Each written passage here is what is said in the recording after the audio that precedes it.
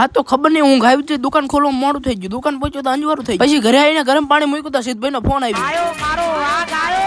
મને કે હાલ બહી અને કરી ભૈયા ગાડી ચાલુ ને હું બહી ગયો અંદર અને પછી તો પડી જઈ હાઈ ને હું નીકળી ગયો અમારા ખેતર જોવું અને જોઈ લો આ છે આપણું જીરું કાંઈ ઘટે નહીં ભાઈ. કરી દીધું વાડું ને નીકળી ગયો બીજા ખેતર વાળી. હા ભૈયા તો આ વખતે ઢેફા આવ્યા, શું ભાવ હશે ઢેફાનું કોમેન્ટ કરો. આપણે ત્યાં ખેતરમાં તુવેર હતી, તુવેર કાઢીને તો મેં દીધી, જોવા જેવું કાંઈ હતું નહીં એટલે વરી ગયો પાછો. પછી વચ્ચે દિવ્યરાજ ભાઈ નું ખેતર આવી ગયું, મને ચણા ખાવાની ઈચ્છા થઈ અને હું તો કરી ગયો ખેતરમાં લઈ લીધો એક છોડું અને પછી તો ઉભો ઉભો ચણા ખાતા નીકળી ગયો ઘર બાજુ.